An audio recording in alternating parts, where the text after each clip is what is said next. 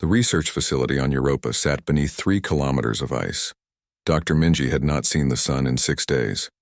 She stood in the cold laboratory surrounded by equipment and holographic displays, showing viral biology in incredible detail. Her team of 20 scientists worked around her without stopping. Everyone knew they were racing against time. General Hyunwoo's mission had succeeded, but at a terrible cost. He had taken 40 soldiers to retrieve samples from the crashed Vral cruiser. Only 12 came back. The samples they brought were beyond valuable. They were humanity's last chance. Minji examined the Vral neural tissue under a high-powered microscope. The crystalline structure was beautiful and terrifying at the same time. Each neuron looked like a tiny diamond, connected to thousands of others in a complex network. The crystals pulsed with faint light even after death. "It's incredible," said Dr. Jiwon, who stood beside her. Jiwon was older than Minji and had disagreed with her theory from the start. He thought they were wasting precious time. "But I still don't see how sound can hurt something this resilient. These structures can withstand extreme temperatures and radiation. That's not what kills them," Minji explained patiently. She had explained this before, but Jiwon was stubborn. "It's resonance. Every crystal has a natural frequency. When you match that frequency, the crystal vibrates. With enough energy, it shatters." She pulled up a new display showing wave patterns. Human vocal cords can produce frequencies between 80 and 15,000 hertz. Vral neural crystals resonate between 300 and 8,000 hertz.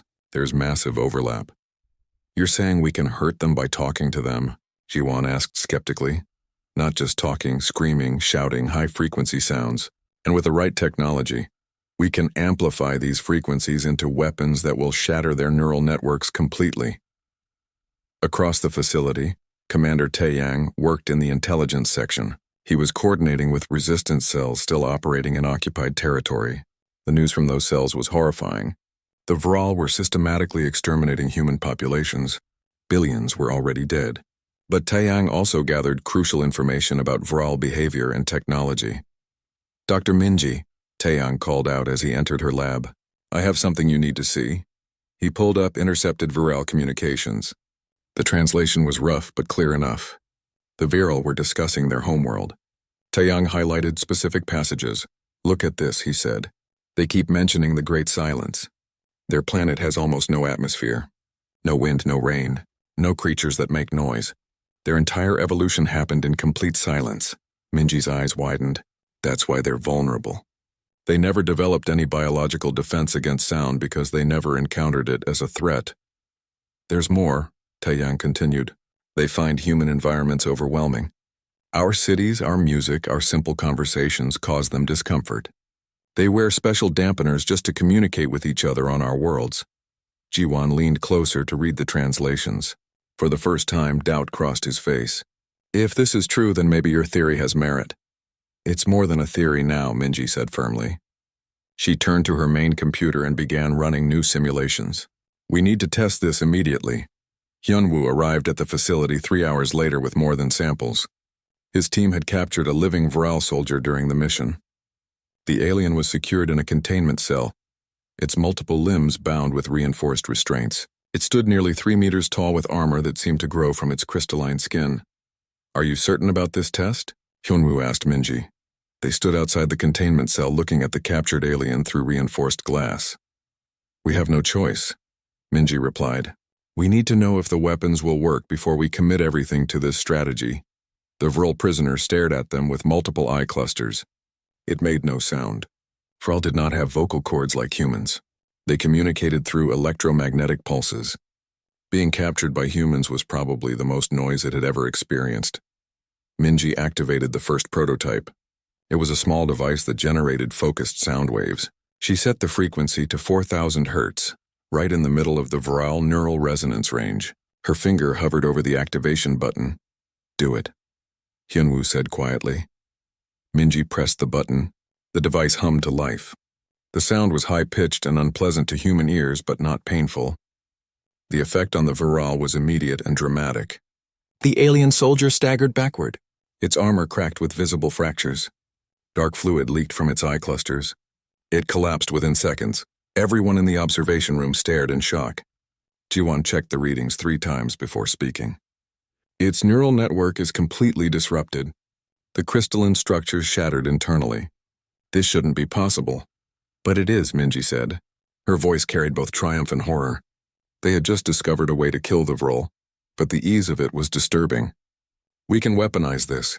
We can save humanity. Over the next 48 hours, Minji's team developed 3 weapon types. The first was a sonic grenade that could be thrown or launched. The second was a larger resonance cannon that could be mounted on ships or defensive positions. The third was a broadcast system that could blanket an entire area with lethal frequencies. Jiwan worked alongside Minji now with complete dedication. His earlier doubts had vanished when he saw the test results.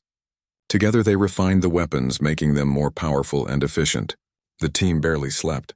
They survived on stimulants and determination. But success brought new problems. On the second day, alarms blared throughout the facility. A Vrel spy had infiltrated Europa base.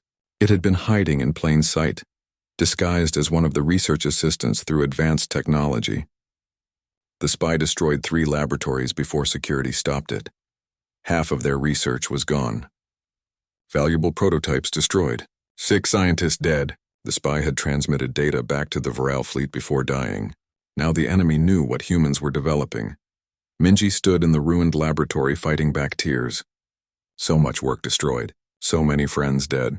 She wanted to give up. She wanted to hide and wait for the end. Hyunwoo found her there an hour later. "Dr. Minji," he said gently. "We need you." "They know," Minji said. Her voice was hollow. "The Vrol know what we're planning. They'll develop countermeasures." "Maybe," Hyunwoo agreed. "But they need time for that. And time is something they don't have. Commander Daehyun is ready to launch the counteroffensive. We need those weapons operational in 12 hours. 12 hours? Minji looked at the destruction around her. "That's impossible." "You're a human scientist," Hyunwoo said with a slight smile. "Impossible is what you do best." His words sparked something in Minji. She straightened her shoulders and wiped her eyes. "You're right. We didn't come this far to quit now." She gathered her remaining team and they worked through the night. Using the intact research and their own memories, they rebuilt the weapon designs. Jiwan coordinated with manufacturing facilities hidden across Earth and the outer colonies. Production began immediately. Commander Taeyang brought more good news. His intelligence network had discovered the virile battle plans. The aliens intended to exterminate Earth's population in 96 hours. They were gathering their full fleet for a final overwhelming assault. 96 hours, Daehyun said over the communication link from Earth. "That gives us a small window. If we strike first, we might catch them unprepared." Minji looked at the first completed resonance cannon. It was crude and ugly, built quickly from whatever materials they had available. But the test showed it worked perfectly. It could shatter Vrel neural networks at a range of 500 meters. "The weapons are ready," Minji reported. "Start production and distribution immediately." Across human space, resistance cells received encrypted messages. Hidden factories began working at full capacity. Civilian ships were quietly converted into weapons platforms. Soldiers trained on the new sonic grenades in secret locations. The Vril fleet continued their bombardment of Earth, confident in their inevitable victory. They had no idea that humanity had discovered their greatest weakness. They had no idea that the prey they had been hunting was about to become the hunter. Minji allowed herself one moment of hope. They might actually survive this. Humanity might actually have a future, but that future depended on the next few days. Everything would be decided in the coming battle. She returned to work, knowing that millions of lives depended on what she and her team had created. 2 months passed and the galaxy settled into a grim routine. Human medical teams worked around the clock, treating millions of affected aliens. The cure was effective, but the price was exactly as terrible as predicted. People woke up from treatment missing years, decades, sometimes centuries of their lives. They had to relearn skills they had once mastered. They forgot loved ones, important moments, fundamental parts of who they had been. On Earth, Yoonji found herself facing questions that had no good answers. Her ethics committee received thousands of cases each day, each one presenting impossible choices. A Vrelian mother whose child had been augmented since birth would lose all memory of her parents if treated. The augmentation had shaped her entire personality. Was it ethical to strip that away? But was it ethical to let her die instead? A Catherine scientist whose entire career, His life's work spanning 300 years existed in his augmented memory banks. Without them, he would be nobody. He begged to be allowed to die rather than face such loss. A young member of a species humanity barely knew, whose people had used augmentation for so long that they had no concept of unaugmented life. Treatment would leave her unable to function in her own society. Yunji reviewed each case personally, though it was slowly destroying her. She barely slept. She barely ate. Every decision felt like choosing who lived and who died, who would be saved and who would be lost. Mira found her one evening, sitting alone in her office, staring at a blank screen. "You need to rest," Mira said gently. "How can I rest when people are dying?" Yunji replied. "Every hour I waste, someone loses their last chance at treatment. Someone's family loses hope. You're not wasting anything. You're making impossible decisions with wisdom and care. But you're also human. You have limits," Yunji laughed bitterly. "The irony isn't lost on me. We warned the galaxy about the limits of augmentation because we understood human limits, and now I'm being asked to work beyond my limits to fix their mistake. Then delegate. Trust your team. You trained them well." Yunji knew Mira was right, but knowing didn't make it easier. While the ethics debates continued, Nari prepared for the first real test of her modified treatment protocol. The patient was a Vrelian named Kelix, a former council member who had volunteered for the experimental procedure. He understood the risks. 15% chance of death, but he also understood what he stood to gain. More memories preserved, more of his identity intact. "I spent 400 years becoming who I am," Kelix said from his medical bed. "The standard treatment will take 300 of those years away. Your procedure might save them. That's worth the risk."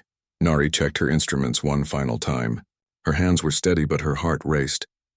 This was her design, her responsibility. If Kelix died, it would be because of her choices.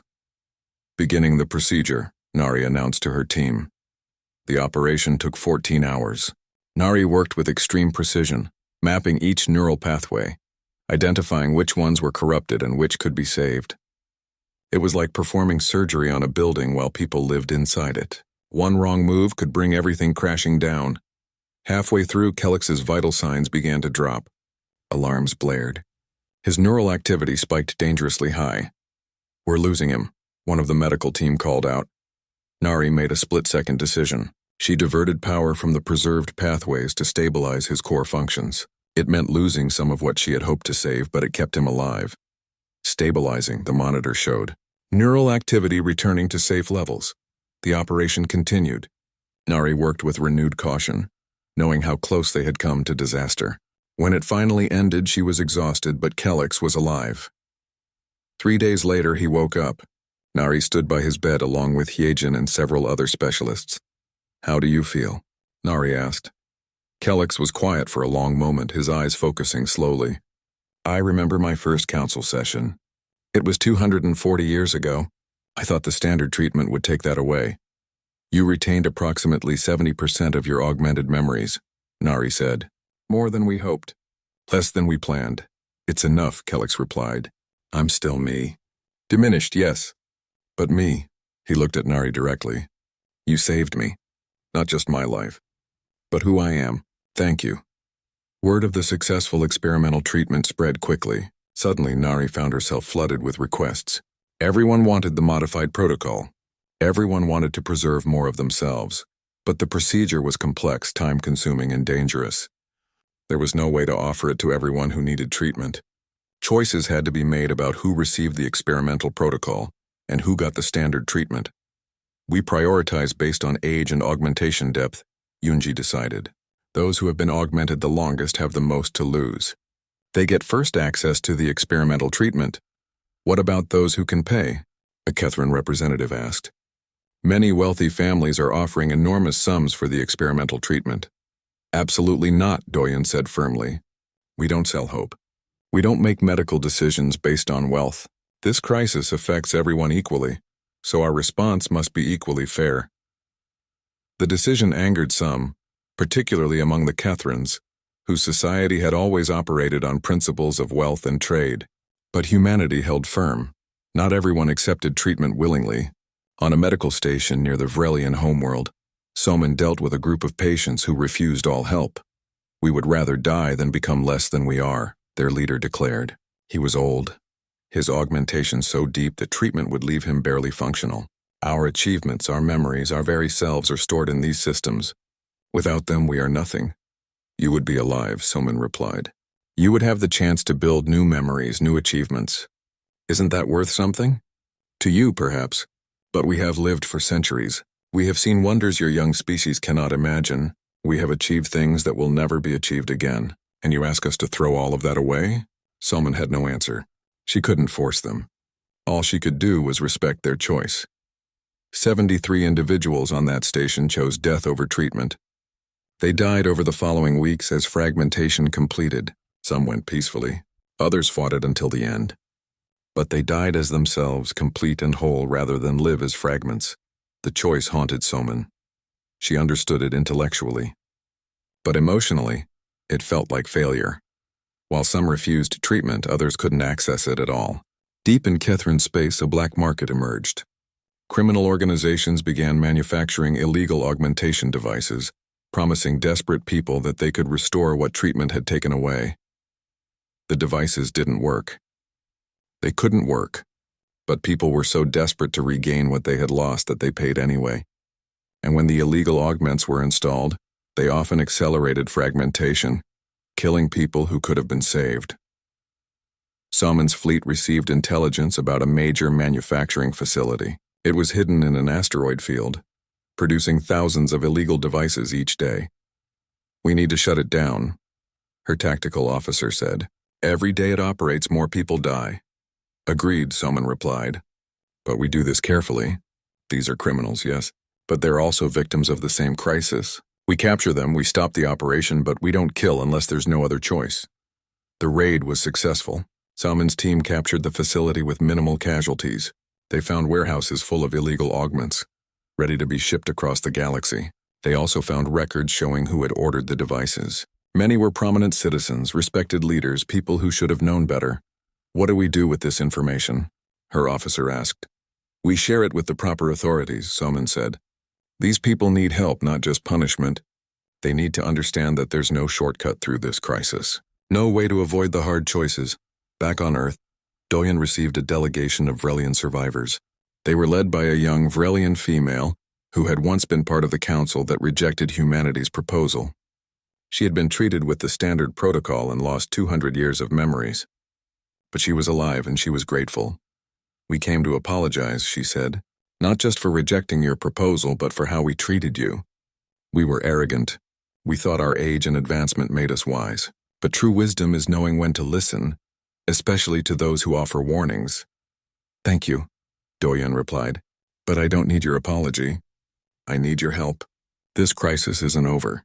We're making progress, but there are still millions of people who need treatment, worlds that need rebuilding, systems that need to be redesigned so this never happens again. We can't do it alone. Then we will help, the Vrelian said. Those of us who survive, who remember, we will dedicate ourselves to preventing this from ever happening to anyone else. We will be the warning that others listen to. Doyen smiled sadly. That's all I ever wanted. Not to be right. Not to be respected. Just to prevent others from experiencing what we experienced. What you're now experiencing. The delegation left and Doyen found himself alone again. He thought about Jiho, the medical officer who had died saving his attackers. He thought about all the humans who had worked themselves to exhaustion, trying to save people who had once mocked them. The shipyards of Titan floated in darkness, supposedly abandoned for 3 months. But deep inside the massive construction facilities, lights burned bright and thousands of people worked with desperate speed.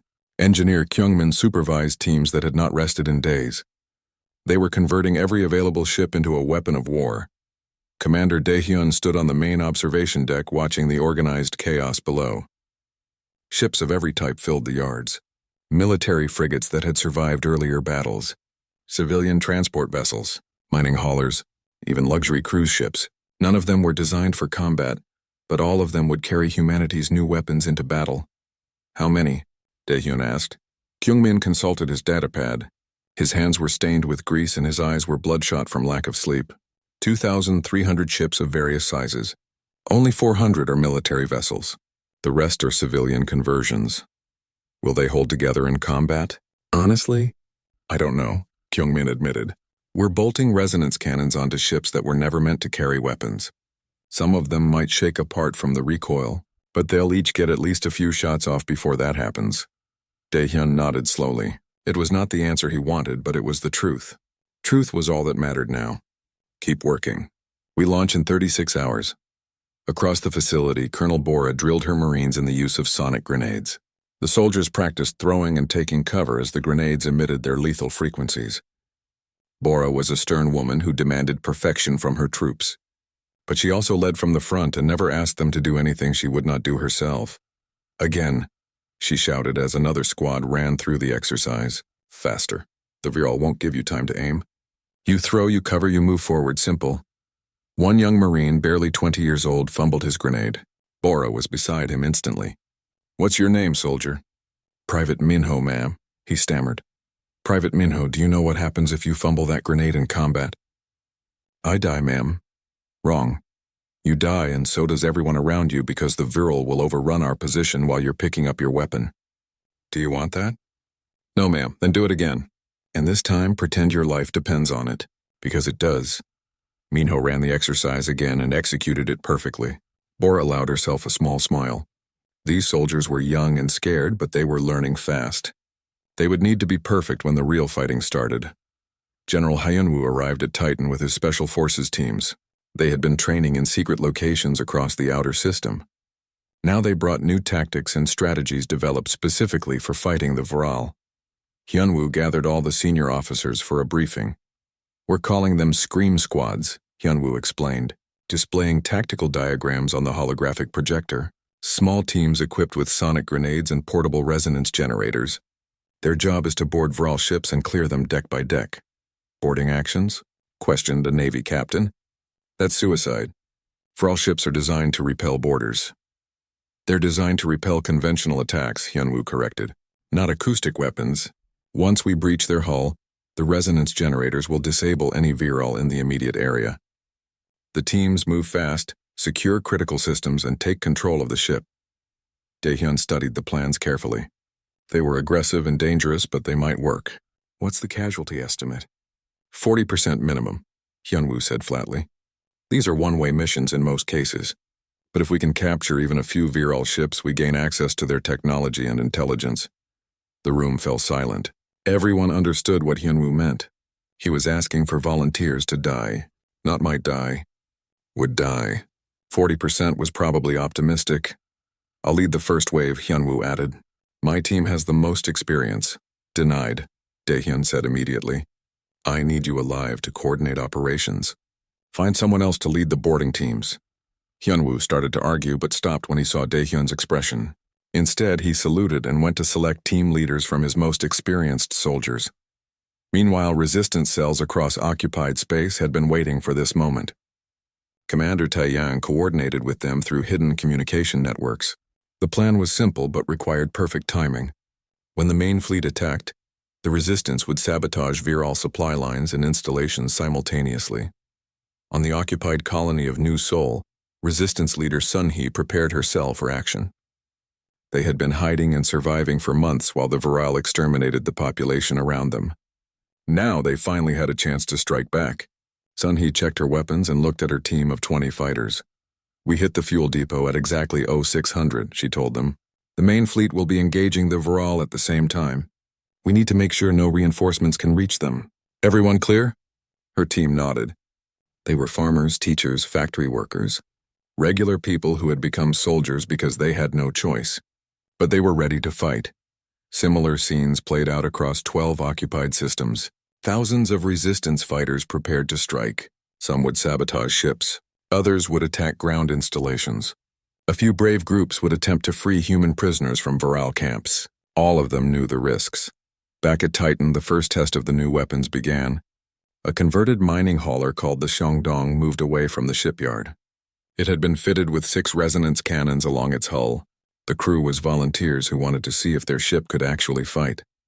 A captured Viral fighter drone served as the target.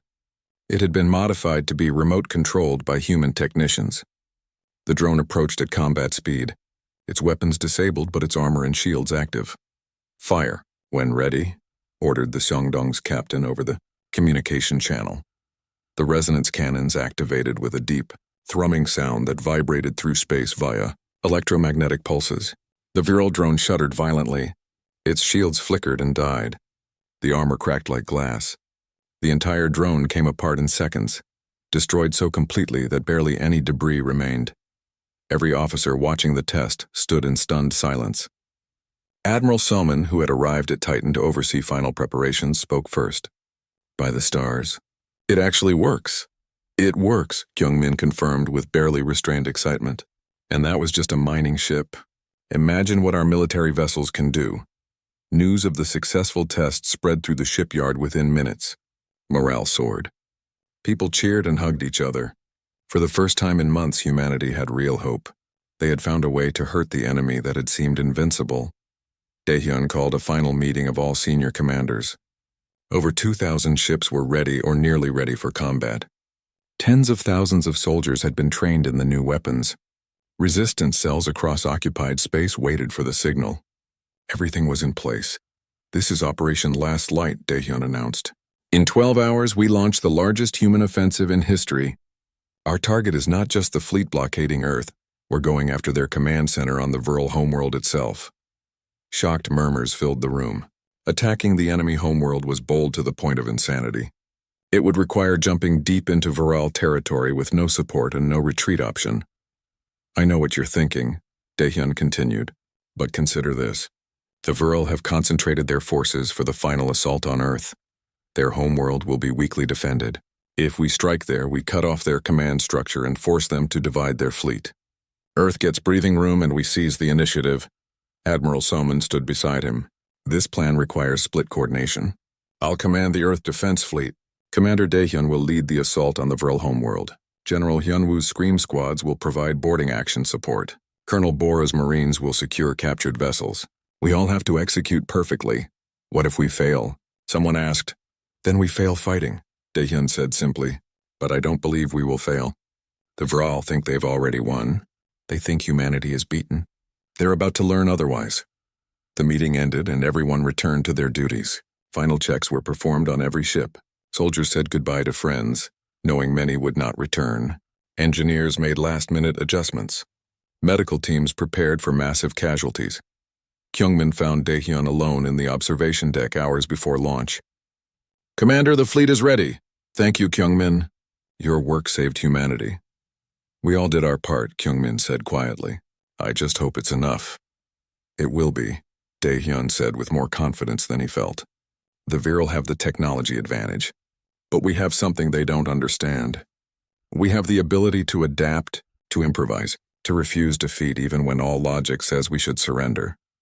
As the final hours counted down, the ghost fleet of Titan prepared to emerge from hiding. 2,000 ships carrying humanity's last hope and desperate fury. They would strike with everything they had, holding nothing back. The virile were about to learn what happens when humans fight for survival.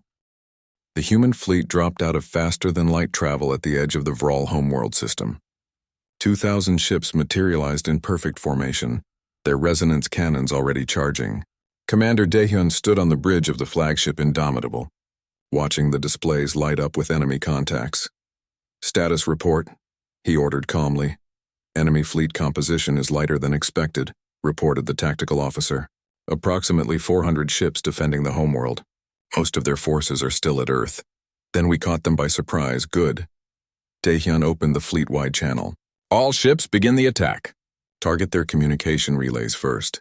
Blind them before they can call for help." The battle began immediately. Human ships accelerated toward the virile fleet with reckless speed. The enemy responded with their plasma weapons and energy shields, confident in their technological superiority. They had destroyed human fleets before. This would be no different, but everything changed when the first resonance cannons fired. The deep thrumming sound carried through space on electromagnetic waves, and virile ships began to come apart. Their shields offered no protection against acoustic resonance. Their armor cracked and shattered. Entire vessels broke into pieces as their crystalline structures failed catastrophically. The virile fleet fell into chaos. They had never encountered weapons like this. Their commanders tried to adapt their tactics, but nothing worked. The humans pressed forward relentlessly, destroying everything in their path. At Earth, Admiral Salmon faced a different battle. The Viral blockade fleet numbered over 300 ships, and they had been preparing to exterminate the planet's population. When the human attack began at their homeworld, the Viral commanders at Earth faced a difficult choice. Should they continue their assault or retreat to defend their home? They chose to continue the attack, believing they could overwhelm Earth's defenses quickly. It was a fatal mistake. Salmon had been preparing for this moment with every remaining resource humanity possessed. The planetary defense network lit up with thousands of resonance cannons, satellites equipped with acoustic weapons activated in orbit. Even the ground-based installations joined the fight. All batteries fire at will, Salmon commanded. The space around Earth became a storm of resonance waves. Viral ships that had seemed invincible for months began exploding one after another. Their crews died as their crystalline brains shattered. Their technology failed as resonance frequencies tore through critical systems. But the Viral did not retreat. They pushed forward with determination, firing their plasma weapons at the human defenses. Explosions bloomed across Earth's orbital platforms. Thousands of defenders died in the opening minutes. This was not an easy victory. The Viral were still dangerous even with their weakness exposed. Pilot Junho led a squadron of 40 fighters into the thickest part of the battle. At 27, he was one of the youngest squadron leaders in the fleet. But he had proven himself in every engagement since the war began. His fighters were equipped with smaller resonance generators that could disable enemy ships at close range. "Alpha Squadron, follow my lead," Junho called over the radio. "We're going for their command carrier." His fighters dove toward a massive Viral ship that coordinated the enemy fleet. Point defense systems tried to shoot them down, but the small fighters were fast and agile. Junho weaved through the defensive fire, his heart pounding but his hands steady on the controls. "Targeting the communications array," he announced. "Fire on my mark." 3, 2, 1 mark. All 40 fighters fired their resonance weapons simultaneously. The concentrated acoustic energy struck the Viral carrier's command center.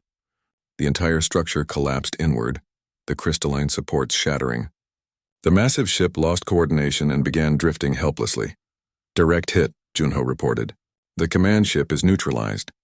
Without central coordination, the Viral fleet at Earth fell into disarray. Individual ships fought on, but their tactical advantage disappeared. Salmon's forces pressed the attack, destroying enemy vessels methodically. At the Viral homeworld, General Hyunwoo launched the boarding operations. His Scream squads loaded into assault shuttles and accelerated toward crippled enemy ships. The shuttles were fast but fragile. Many were destroyed by Viral defensive fire before reaching their targets, but enough got through.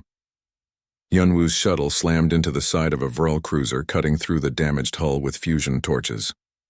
His team of 12 soldiers poured into the ship, sonic grenades ready. The interior was dark and filled with the sounds of dying systems. "Advance," Hyunwoo ordered. "Clear every compartment." They moved through the ship like ghosts, using their acoustic weapons to disable any Viral they encountered. The aliens tried to fight back, but their weapons were designed for long-range combat. In the close confines of their own ship, they had no advantage. The humans cleared deck after deck with brutal efficiency. Other Scream squads reported similar success. Within an hour, 15 Viral ships had been captured. The teams downloaded computer systems and secured valuable intelligence. Most importantly, they proved that humans could take and hold enemy vessels. But the victory came at the predicted cost. Hyunwoo lost half his team securing the cruiser. Other squads suffered even worse casualties. The 40% estimate had been accurate. These brave soldiers gave their lives to turn the tide of battle. On New Seoul, Resistance leader Sun-hee led her attack on the Viral fuel depot exactly on schedule. Her team of 20 fighters approached in darkness, using knowledge of the terrain to avoid patrols. They planted explosive charges on the massive storage tanks. "Charges set," reported one of her fighters, "ready to detonate." Sun-hee looked at the facility one last time. This depot supplied the Viral fleet in 3 nearby systems. Its destruction would cripple their operations for weeks. "Do it."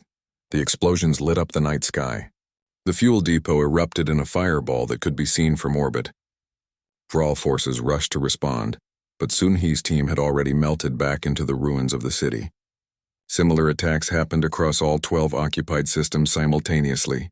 The Viral logistics network collapsed under the coordinated assault. Back at the Viral homeworld, Daehyun watched the enemy fleet crumble. Victory was close but not certain.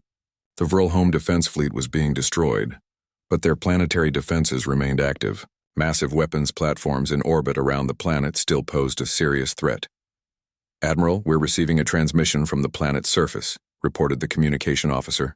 "It's the Vril Empress." "Put it through," Daehyun ordered. The display showed a Vril unlike any they had seen before. Larger, with more elaborate crystalline structures growing from her body, she radiated authority and power. When she spoke, the translation came through clearly. "Human Commander, you have proven more dangerous than we believed possible, but you cannot take our homeworld. Our planetary defenses will destroy your fleet before you can land forces." Daehyun considered his response carefully. "Empress, we don't need to land forces. Our weapons can destroy your planet from orbit. But we're offering you a choice. Surrender and negotiate peace, or we continue until the Vril species is extinct." The Empress remained silent for a long moment. Around the bridge, officers held their breath. Finally, she spoke again. "What terms do you offer?" "Immediate ceasefire across all systems. Withdrawal of all Vril forces from human territory. Return of any surviving human prisoners. And reparations for the colonies you destroyed." "You demand much from the defeated," the Empress said bitterly. "You started this war," Daehyun replied coldly. "You destroyed billions of human lives. These terms are generous considering we could simply exterminate you as you tried to exterminate us." More silence. Then the Empress lowered her head in what might have been a gesture of submission. "We accept your terms. The Vril Dominion surrenders." Across both battle zones, ceasefire orders went out. Vril ships stopped firing and withdrew to designated positions. Human forces held their fire but remained alert. The fighting stopped after 8 months of desperate warfare. On Earth, Admiral Sumin allowed herself a moment of relief. The planet had survived. Humanity had survived. Against all odds and logic, they had defeated a superior enemy. Colonel Bora's Marines began securing the captured ships and positions. The ground forces moved to liberate occupied territories. Everywhere, human flags rose again over worlds that had been lost. Pilot Junho and his squadron returned to their carrier, their fighters damaged but intact. He climbed out of his cockpit and looked at the stars. The war was over. They had won. The cost had been terrible, but they had won. Daehyun remained on the bridge of the Indomitable, watching the Vril homeworld on the display. They had done it. Against impossible odds, with inferior technology, humanity had forced the mighty Vril Dominion to surrender.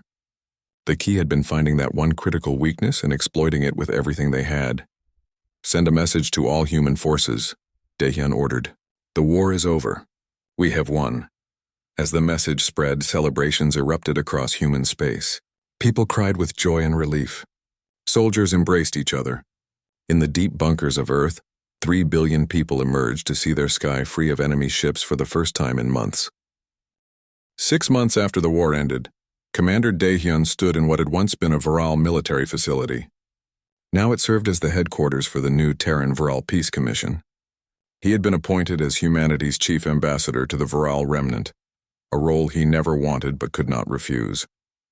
Outside the windows, Vril civilians walked alongside human soldiers and diplomats. It was a strange sight that would have seemed impossible a year ago. The war had cost humanity 8 billion lives. Entire colonies were gone, turned to ash by Vril weapons. Mars, New Sol, Proxima Station, and dozens of other worlds were graveyards now. The survivors struggled to rebuild while mourning those they had lost. But at least there were survivors. At least humanity had a future.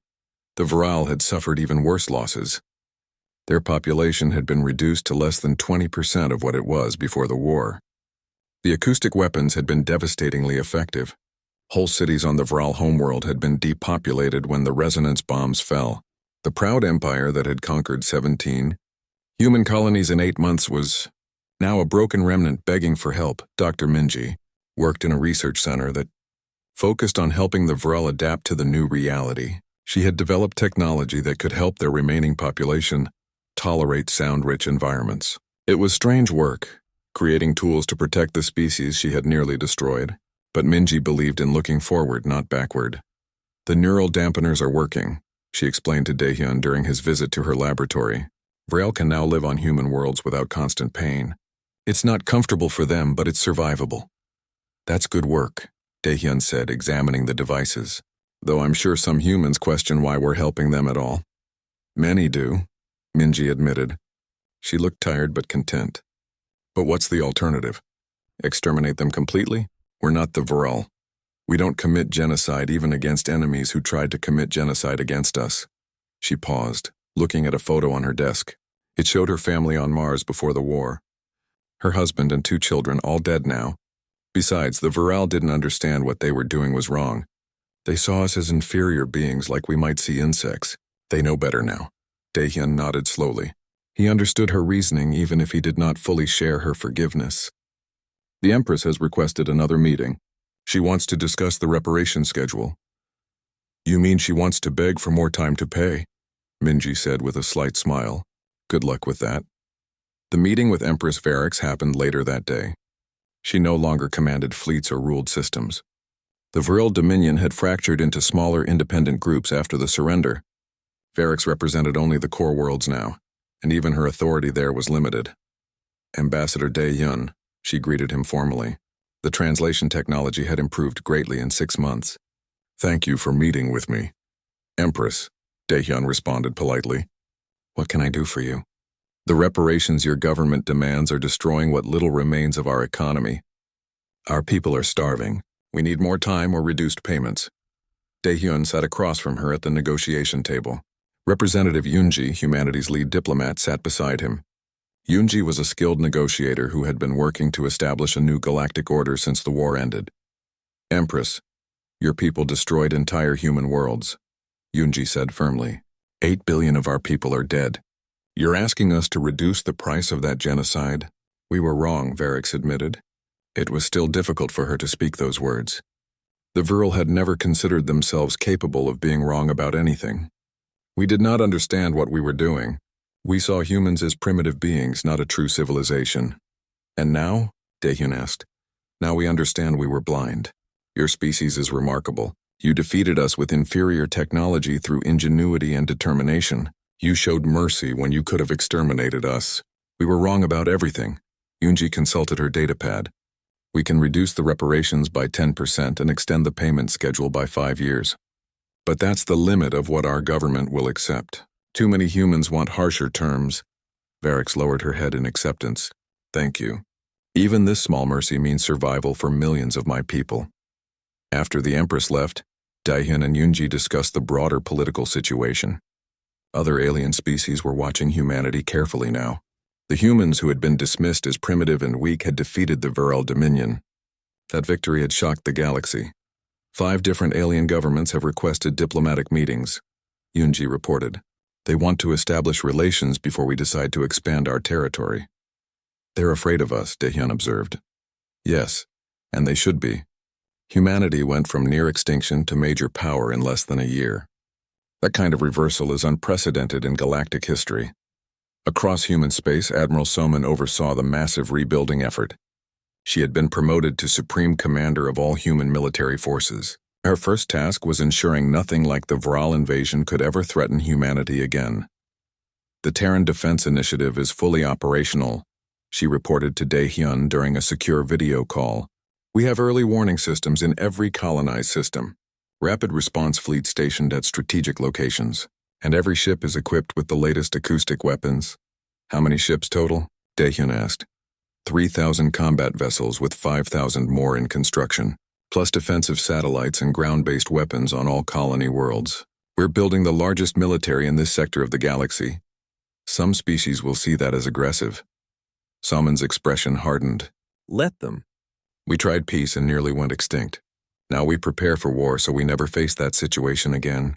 If other species don't like it, they can try their luck against humanity's new fleet. General Henwu had retired from active military service after the war. He now wrote the official history of the Ghost Battalion and the Scream Squads who had turned the tide of battle. His book had become required reading in every military academy. But the work was bittersweet, filled with names of soldiers who had not survived. He visited Colonel Bora, who still commanded Marine forces. They met at the memorial wall on Earth, where 8 billion names were carved in stone. It stretched for kilometers, a permanent reminder of the cost of victory. Do you think it was worth it? Bora asked quietly as they looked at the endless names. We're alive, Hyunwoo answered. Our species continues. What choice did we have? None. But sometimes I wonder what would have happened if we had found a way to communicate better with the Viral before the war started. They weren't interested in communication. They saw us as something to be exterminated. Hyunwoo touched one name on the wall, a soldier from his unit who had died during a boarding action. But maybe future generations will learn to do better. That's why we write the history. So they remember. Pilot Junho had also survived the war and became an instructor at the flight academy.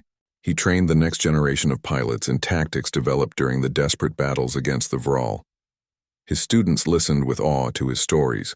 But Junho always emphasized the cost. Yes, we won, he told his class. But look at what we lost. 8 billion people. Entire worlds. Families destroyed. Victory is not glorious. It's survival purchased with blood. The galactic community slowly adjusted to humanity's new position. 5 alien governments established embassies on Earth. Trade agreements were signed. Cultural exchanges began. But there was always tension underneath the diplomacy. Everyone remembered that humanity had gone from victim to victor through sheer ferocity. At a gathering of galactic leaders, Yoonji represented humanity before the Galactic Council for the first time. The council included representatives from 12 major species. They all looked at her with a mixture of respect and fear. "We welcome humanity to this council," announced the council leader, a being from the ancient Kethran Confederation. "Your species has proven itself worthy of recognition." "We didn't seek recognition," Yoonji responded. "We sought only survival. But now that we're here, we will help shape the future of this galaxy."